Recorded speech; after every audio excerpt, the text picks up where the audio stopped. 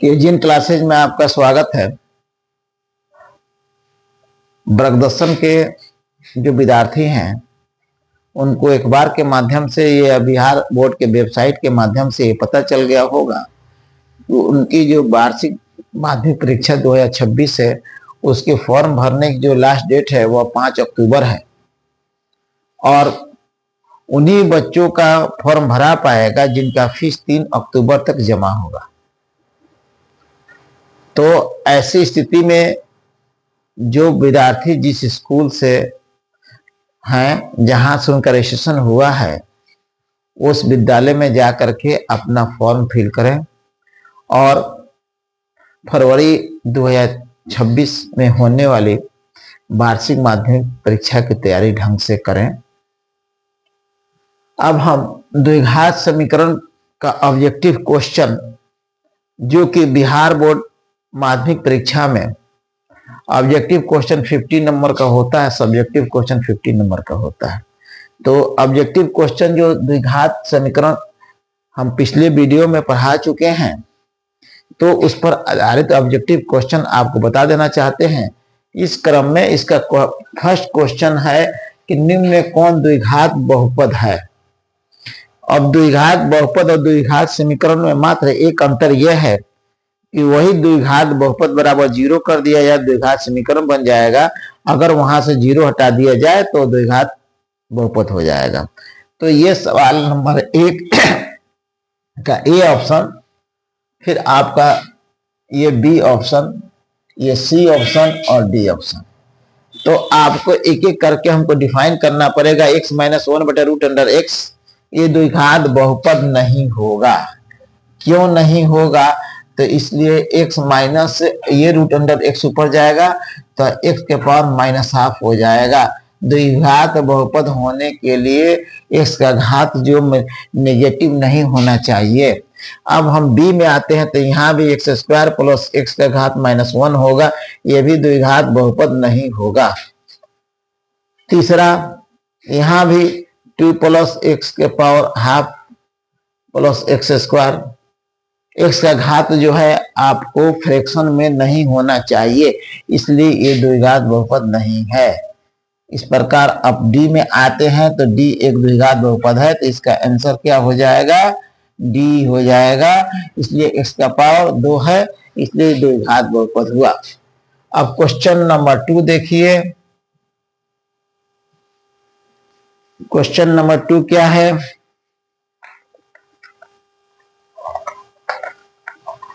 निम्न में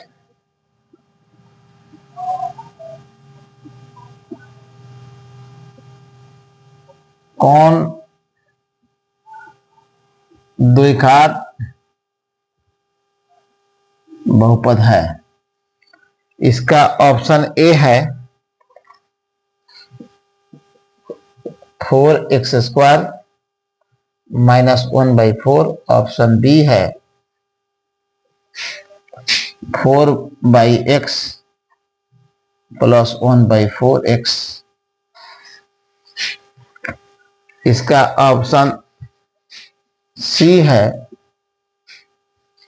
x/4 + 1/x², option D है इनमें से कोई नहीं।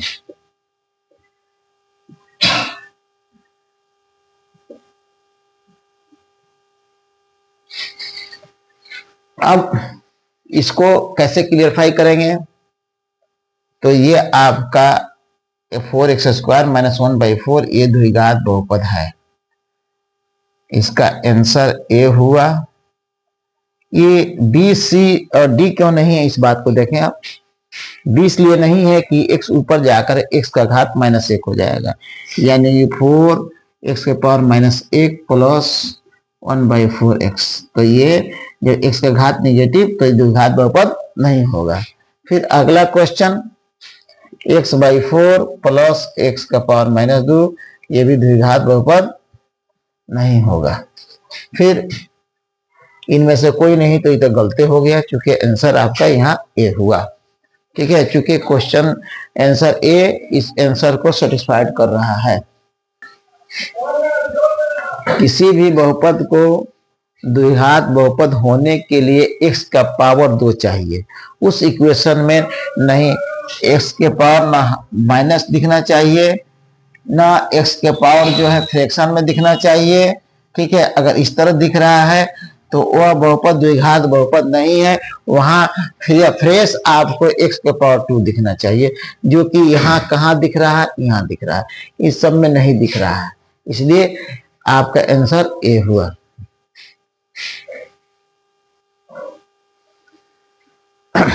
अगला क्वेश्चन नंबर 3, निम्न में कौन द्विघात समीकरण है?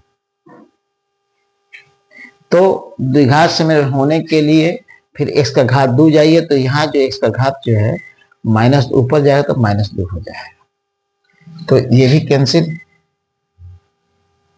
फिर x ऊपर जाएगा तो इसका घात -1 हो जाएगा, ये भी कैंसिल। फिर यहाँ x का घात क्यूब हो जाएगा, ये भी कैंसिल। बचा क्या? तो इसका आंसर डी। वो कैसे? तो x plus 1 into x plus 3 का मल्टीप्लाई कीजिए, तो x into x plus 3 into plus 1 into x plus 3 equal to 0, यानी कि एक्स स्क्वायर प्लस 3x+x+3 बराबर 0, x square plus 4x plus 3 बराबर 0, इसलिए इसका आंसर डी हुआ। द्विघात समीकरण x square minus b x plus c बराबर 0 के मूल वास्तविक और समान होने का शर्त। तो मूल क्या वास्तविक चाहिए और असमान चाहिए, तो डी ग्रेटर देन 0। इस कंडीशन में मूल क्या होगा? वास्तविक होगा एवं असमान होगा।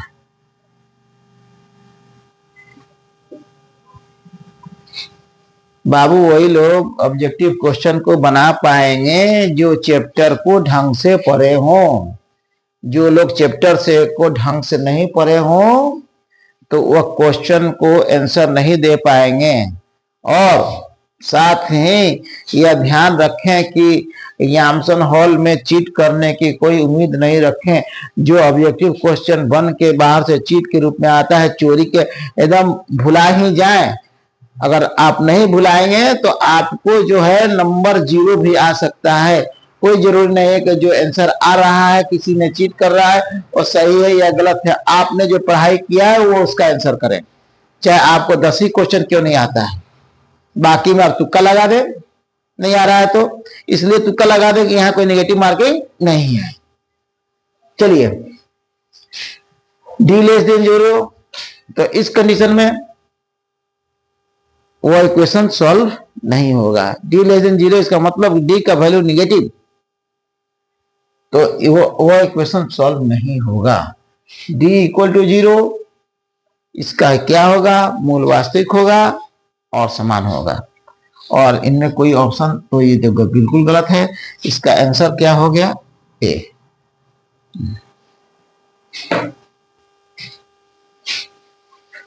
फिर x square minus x minus 5 के मूलों का गुणनफल इसमें से कौन सा है?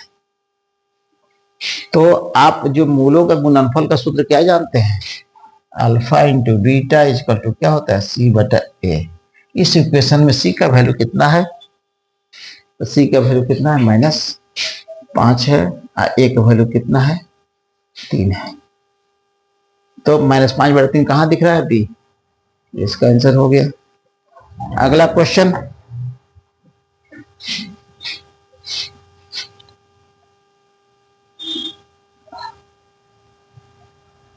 To x square minus x minus 3 बराबर 0 के मूल कौन कौन से हैं?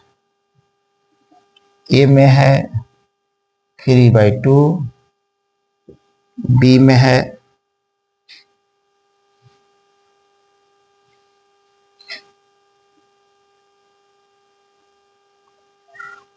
3/2 -1, बी में है -1 -3/2, सी में है 1 3/2, डी में है -3/2, 1। अब इसका मूल ज्ञात करने के लिए इसको हल कीजिए। कैसे हल करेंगे? तो 2x² - 3x + 2x - 3 = 0। 2x² - 3x एक साथ प्लस 2x - 3 = 0। यहाँ से x कॉमन निकालिए, 2x - 3, यहाँ से 1 कॉमन निकालिए, 2x - 3 = 0। यहाँ आपका क्या हो जाएगा?